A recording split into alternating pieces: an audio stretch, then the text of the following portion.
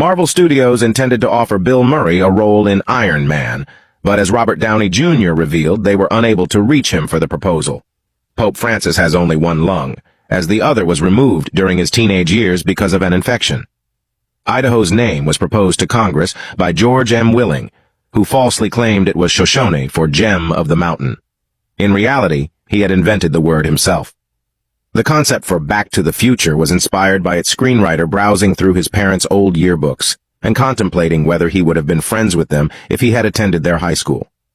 Alan Klein, manager of the Rolling Stones and owner of the song Dead Flowers featured in The Big Lebowski, initially demanded $150,000 for its use.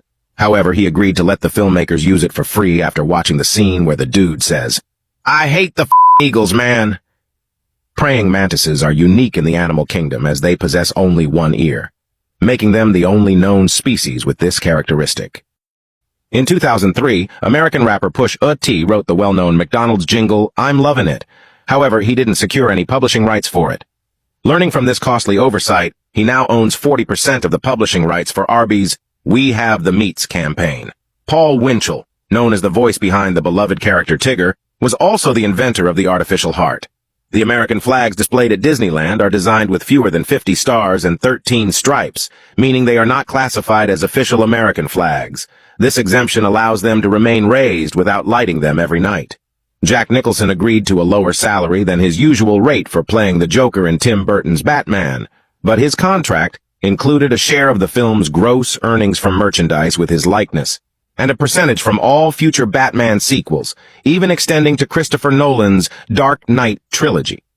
Milk duds were originally meant to be perfectly round candy spheres, but the manufacturing machines consistently produced irregularly shaped candies, leading the workers to label them as duds. Not only is Swift a talented songwriter, she's also an award-winning poet. In 5th grade, she won a statewide poetry contest with a piece titled Monster in My Closet. The Home was published in a celebration of young poets, and she received a copy of the book and a $50 savings bond. I wonder how much that savings bond is worth now. The character Super Mario was named after Mario Segale, a real-life businessman who leased a warehouse to Nintendo.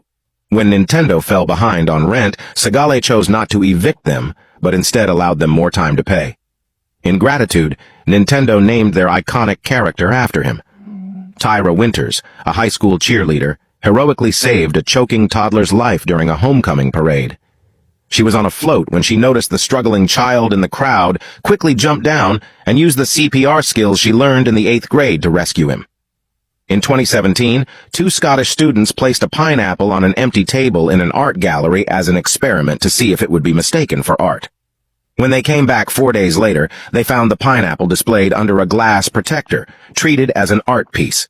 In 2011, Hollywood saw a unique coincidence with the release of 2 films, No Strings Attached starring Ashton Kutcher and Natalie Portman, and Friends with Benefits featuring Justin Timberlake and Mila Kunis.